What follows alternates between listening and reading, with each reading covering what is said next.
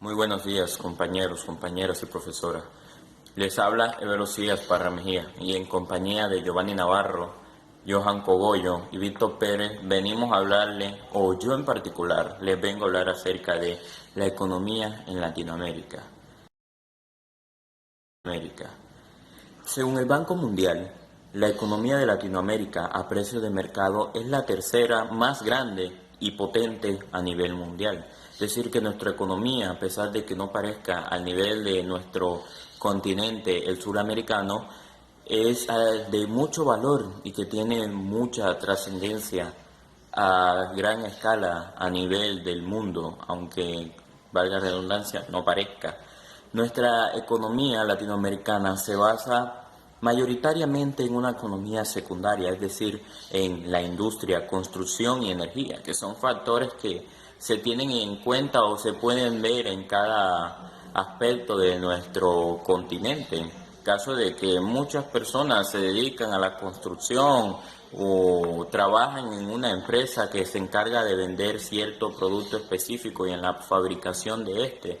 Gracias a este tema, pues Latinoamérica se enriquece gracias a estos aspectos que son de gran importancia. También, cómo no olvidar a la economía terciaria, la cual se basa en el comercio, la educación, en los servicios, el turismo, etcétera. A mi parecer, este tipo de economía, la terciaria, es como la más común o la más general a nivel latinoamericano, ya que en esta se basa como el comercio libre de cada persona, el caso de una tienda o personas de ambulantes, etcétera. Esos tipos de comercio son los que se ven generalmente por todas partes. No importa dónde vaya, siempre va a estar ese tipo de comercio libre de cada persona. Y aunque parezca pequeño, eso ayuda bastante a la economía de un país. Y la educación, cómo no olvidarla, y sobre todo los servicios que los tenemos día a día. Todos podemos acceder a dichos servicios y a dicha educación, y por eso me parece que este tipo de economía, la terciaria, sería como la más común o la más general al nivel de nosotros latinoamericanos. Y continuando con la economía latinoamericana, hay que tener un factor en cuenta que es igual que el que le voy a hablar, que es la deuda externa. Este es un factor que nunca se debe olvidar. Toda nación, todo país tiene una deuda externa, no importa qué tan grande sea, incluso Estados Unidos, que es una potencia mundial, tiene deudas externas y dichas deudas tienen que ser pagadas, como nosotros también pagamos una deuda. En caso en Latinoamérica, estas deudas se usan para financiar el nuevo desarrollo industrial en Latinoamérica. Cada nación tuvo que seguir solicitando préstamos a Estados Unidos y Gran Bretaña. Hablamos de esto mucho tiempo atrás. No tengo conocimiento exacto si aún en estos tiempos actuales se sigue haciendo, pero muchos tiempos atrás esto se daba, ya que, como siempre, Estados Unidos fue una gran potencia mundial, acompañado de Gran Bretaña, y esto me pareció como algo bastante de favoritismo, ya que muchos, o el caso de Estados Unidos, buscaría la aprobación de otros por medio de estos préstamos, diciéndole, por ejemplo, yo te doy esta cantidad de dinero, ¿qué me pides a cambio de que me apoyes? Si yo hago esto o hago esto otro, tú me apoyas y yo te hago el préstamo. Y eso no sería para nada bueno, sino que ya Estados Unidos estaría favoreciéndose a costilla de todos y no se lograría una economía justa, sino una economía condicionada a estas dos potencias mundiales. Pero al paso del tiempo luego se creó diferentes instituciones que manejan estas funciones que actualmente son de gran ayuda para todos los países, en especial para Latinoamérica, que es de la cual estamos hablando ahora. Dichas instituciones son el Banco Mundial, el Fondo Monetario Internacional, el cual es el que se encarga de hacer los préstamos, el consejero de la implementación de políticos económicos, el cual se usa para Latinoamérica, y la Organización Mundial del Comercio. Estas entidades tienen la misión de incentivar la cooperación mundial en pro del desarrollo y la estabilidad económica. Es decir, estas cuatro funciones tienen papeles muy importantes, como el caso de las tres ramas judiciales aquí en Colombia. Estas manejan diferentes papeles, pero cada una se implementa a la otra con el fin de lograr una economía estabilizada y organizada, sin que uno sea más favorito que el otro ni nada de eso, sino que se mantiene un orden y a la vez dan una guía o un consejo para que dicho país pueda invertir de mejor manera dicho capital que se le presta y que no sea de pérdida, sino que sea de ganancia no solo para ellos, sino a nivel mundial y que se mantenga esa estabilidad que se desea.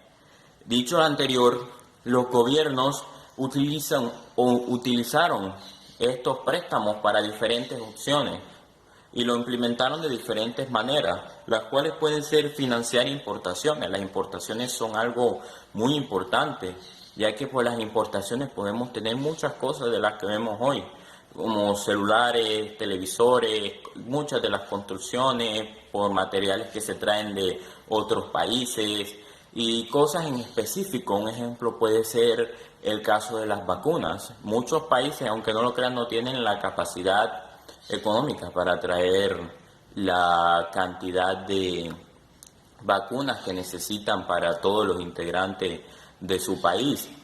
Así que ellos piden dicho préstamo para pro de la salud de sus habitantes y esto se les da y dichas organizaciones o instituciones velan de que lo que ellos lo pidieron lo cumplan, porque esto es algo muy importante. Tienen que tener o estar al pendiente de que si estos países cumplen con el objetivo de que pidieron ese dinero, porque no se haría ninguna gracia, sino que en vez de mejorar la economía se estaría perdiendo, se estaría echando a perder. Y en muchos casos de eso suele ser la corrupción, pero eso aún así es cuando se da a la luz, es castigado debidamente y se hace lo posible para que todo vuelva a la normalidad. Otro punto puede ser el pago de deudas, como ya dije al principio de este tema. Anteriormente de que existieran estas instituciones, muchos países pedían préstamos a Estados Unidos y Gran Bretaña. Muchos de esas deudas siguen vigentes hacia hoy porque son grandes sumas de dinero. Así que por medio de préstamos se pagan otros préstamos y los préstamos se pagan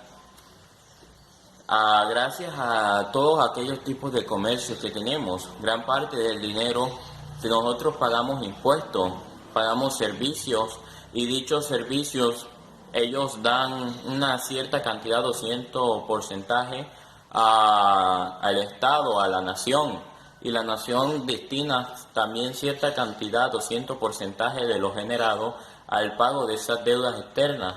Así pagando cada uno sus deudas a las diferentes instituciones. Y por último, realización de inversiones en tecnología e insumos. Un claro ejemplo puede ser el caso de vehículos eléctricos.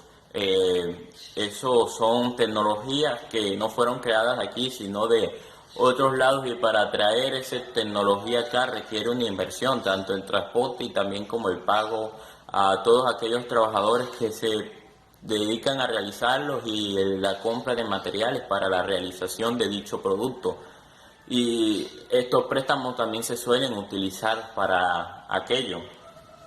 Y como punto final, las deudas con el paso del tiempo han ido decreciendo. Esto es un punto del cual enorgullecerse, ya que podemos ver que nuestra economía sí está rindiendo frutos y vemos que todas aquellas deudas grandes que podíamos tener en el pasado como continente van decreciendo cada vez más y más. Quizás no a pasos acelerados como otras naciones, pero a paso lento pero seguro, pero aún así vamos avanzando y no vamos caminando hacia atrás, sino al frente, aunque sea lento, pero vamos avanzando.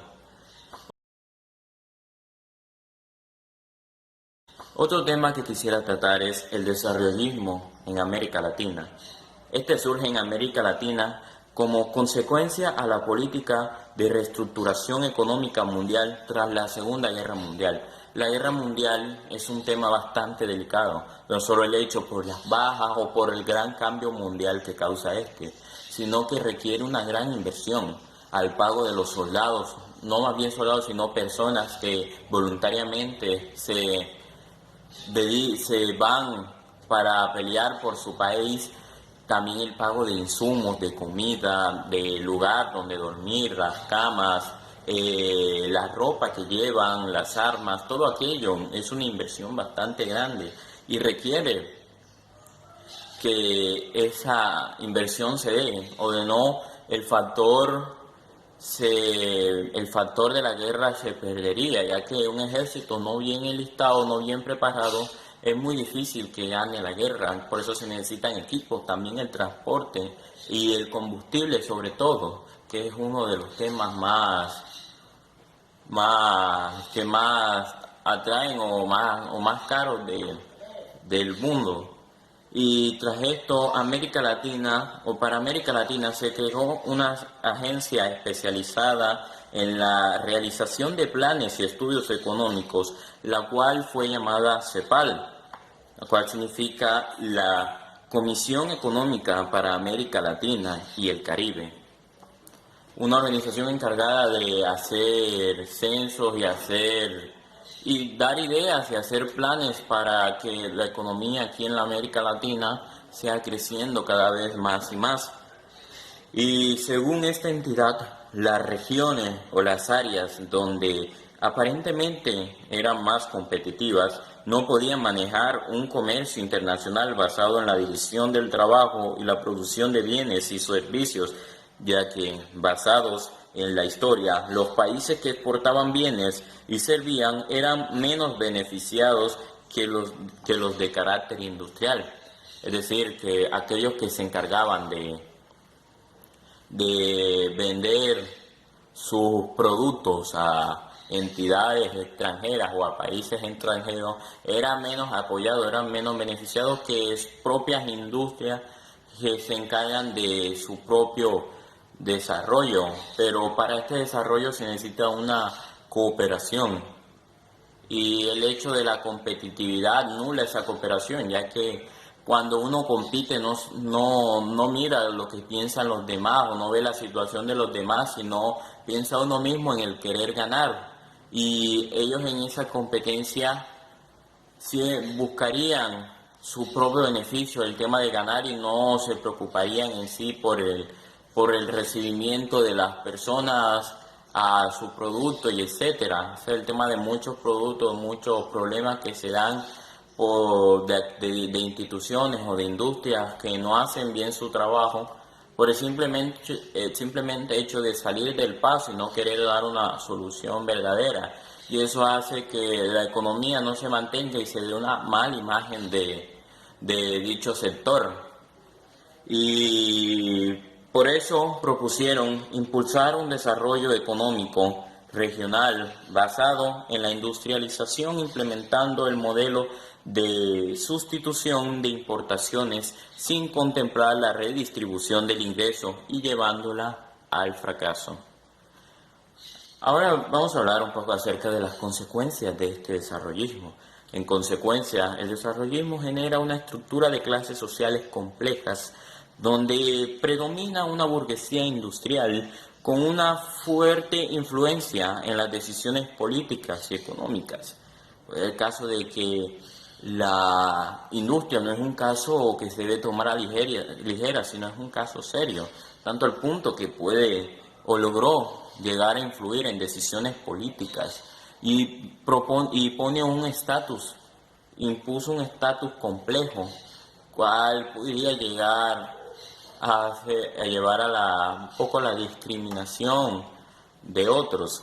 Otro tema podría ser que trata de implementar un proceso de industrialización con grandes dificultades debido a la alta dependencia de capital que debían ser importados.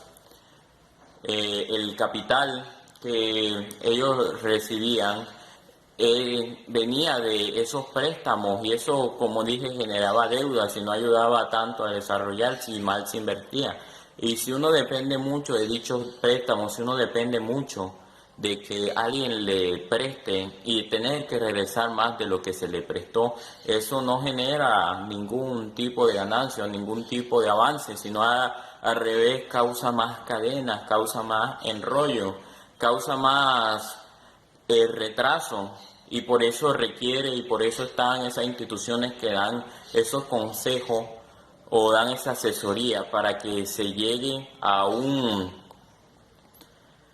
avance y que se organice y que se pueda generar su propio capital y no depender precisamente de dichas instituciones o países, lo cual causa, como ya dije, más retraso a la economía de ya sea el sector o de la nación, ¿no? Y también continuar exportando bienes del sector primario para obtener ingresos en manera extranjera, para adquirir nuevas tecnologías. Entonces también otro punto que es que no pudiera conquistar el mercado externo mediante la industrialización manufacturada. Decir que no por sus propias ideas no podía industrializar el mercado externo, ya que no tenía mucho apoyo para ella misma, sino que se centraba, como ya dije, en el tema de recibimiento de productos extranjeros y no se daban y no se centraban en cómo se redistribuía dicho producto, sino que simplemente lo dejaban pasar, y eso causa de que la economía de ellos no crezca, sino la economía de los países donde vienen dichos productos o dichos servicios, ya que no es un producto propio, ya que no es un servicio propio, causa que los demás se enriquezcan, aunque den un porcentaje de lo que ganan, causa de que ellos se enriquezcan más que nosotros, y eso fue también parte de su fracaso. Y por último punto, en las consecuencias, se financiaría con préstamos provenientes de Estados Unidos. Como ya vine diciendo, el préstamo causa aún más anclaje y préstamos tras préstamos se centraría en recibir préstamos y préstamos mal invertidos en gran manera. Estos préstamos causarían más deudas externas y en vez, como ya dije, valga la redundancia, que no causaría desarrollo, sino retraso. Y por eso es importante que cada uno de sus naciones, no está mal pedir préstamos, sino que saberlo administrar y saberlo organizar para que pueda ser en pro de desarrollo y no en retraso. Bueno, esto fue todo. Mi nombre es Ever Parra y ahora los dejo con mi compañero Giovanni Navarro. Ahora yo les voy a hablar de las políticas librecambistas. Es lo contrario al proteccionismo, favorece la producción nacional frente a la competencia extranjera. Consiste en permitir el paso de mercancía en diferentes territorios sin poner trabas aduaneras. Su objetivo es el de lograr mayor desarrollo de la industria regional, para que cada país se reintegrara al comercio internacional. Con esto, y basándose en una política económica que promoviera las exportaciones nacionales a otros países, América Latina comienza una nueva etapa en su desarrollo económico. Modelo mixto de orientación exportadoras. Las industrias desarrolladas en la primera mitad del siglo XX, en la búsqueda de dejar de depender de las divisas por concepto de bienes agrarios, buscaron expandir hacia el exterior su portafolio de bienes y servicios, que por lo general eran manufactureros. Para esto, los países latinoamericanos modificaron las medidas cambiarias, se flexibilizó la tasa de cambio, se debilitaron las medidas proteccionistas, se crearon instituciones que promovieron las exportaciones de cada país. El resultado de esto fue el crecimiento regional en su desarrollo industrial, manufacturero y una economía mucho más próspera. Se invirtió en educación, vivienda y salud. Como consecuencia, este generó un choque muy fuerte en las industrias nacientes, derivadas del periodo proteccionista, ya que no pudieron surgir ni consolidarse en el mercado nacional, a pesar de la liberación de impuestos y aranceles a las importaciones. El flujo de bienes tecnológicos más baratos se incrementó considerablemente, la deuda externa lo que dificultó su pago, afectó las variables cambiarias y las tasas de intereses y el crecimiento económico. A continuación los dejo con mi compañero Víctor. Periodos de reestructuración, debido a que ciertos sectores de la economía de América Latina fueron afectados por la liberación. Los gobiernos buscan crear nuevas restricciones para las exportaciones y así relativamente sus economías, basándose en las exportaciones de bienes y servicios. Esto produjo una calma en el comercio nacional y evitó competencias de bienes y servicios traídos del exterior que fueran superiores en calidad y en precio a los nacionales. También fue determinante la combinación de la política fiscal y monetaria. Políticas económicas en algunos países de América Latina. Brasil. A finales del siglo XX, su principal fuente de ingreso fue la producción y la exportación de café. En 1930 tuvo una serie de reformas de carácter económico, entre ellas la aplicación de un modelo perfeccionista que derivó un nacionalismo económico que impulsó su desarrollo industrial. Sin embargo, en los años 80 dejaron de pagar la deuda externa, abocaron una nueva política que permitiera un mayor desarrollo. Crearon una moneda llamada el real y una política libre de comercio, convirtiendo al país en un importante destino para los inversionistas y un gran exportador mundial. México también pertenece a aquellos países que tienen políticas económicas, ya que a finales del siglo XX basó su economía en la producción de bienes agrícolas como el tabaco y la caña. A principios del siglo XX se enfocó en el desarrollo textil y la producción minera. Durante la crisis mundial de 1930 sufrió un fuerte descenso de sus exportaciones, lo cual los obligó a modificar su modelo económico hacia el proteccionismo. Uno de los más importantes ejemplos de exportación fue el petróleo, que pasó a manos privadas del Estado. A continuación, le cedo la palabra a mi compañero Johan. Gracias, compañero Víctor. Continuaré con la política económica de Argentina. En el siglo XIX se caracterizó porque se presentó una alta dependencia económica en la exportación de ganado, cereales y lana. Sin embargo, la crisis de 1929 hizo que se buscara un modelo económico que se adaptara a sus necesidades dada la disminución de exportaciones. Con la nacionalización de las industrias comenzó a tomar fuerza el modelo de sustitución de las exportaciones. Durante este periodo el desarrollo fue financiado por las deudas externas, haciendo que el país cada vez fuera más dependiente. A partir de 1970 se inicia la adaptación a un modelo liberal, dejando alto crecimiento en producción y en las exportaciones y altas tasas de desempleo y deudas externas. Política económica en Colombia. Colombia, como todos los países de Latinoamérica, ha vivido diferentes etapas en la economía. A principios del siglo XX, el país era muy dependiente de las exportaciones de café, pero con la crisis de 1929 estas decayeron. Fue ahí donde se comienza una búsqueda para una solución. El presidente de esa época concluyó que el país no estaba en capacidad de explotar las riquezas. Por lo tanto, la salvación era generar un desarrollo industrial. Para esto se enfrentó a grandes retos internos como contar con tecnología, capital y mano de obra capacitada. Para suplir estas necesidades se iniciaron programas de educación técnica. Se planteó una reforma agraria donde se le exigía a los fomento de las exportaciones en Colombia. Durante el periodo de 1945 a 1967 el impuesto a las importaciones era muy alto. La idea de un principio era que los compradores notaran la diferencia de precios entre los bienes extranjeros y los nacionales. Para que los bienes nacionales fueran más económicos era necesario la importación de aranceles económicos, ya que así el proceso de producción no fuera tan costoso.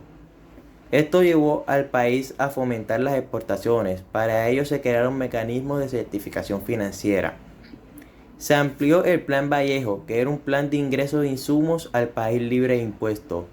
Se creó Proexpo, que es un banco de fomento a las exportaciones. El Pacto Andino, el cual fue un pacto entre Bolivia, Ecuador, Perú y Colombia. La apertura económica en Colombia. Con la reforma de la Constitución en 1991 se generaron grandes cambios. Uno de ellos fue la implantación de un modelo económico neoliberal.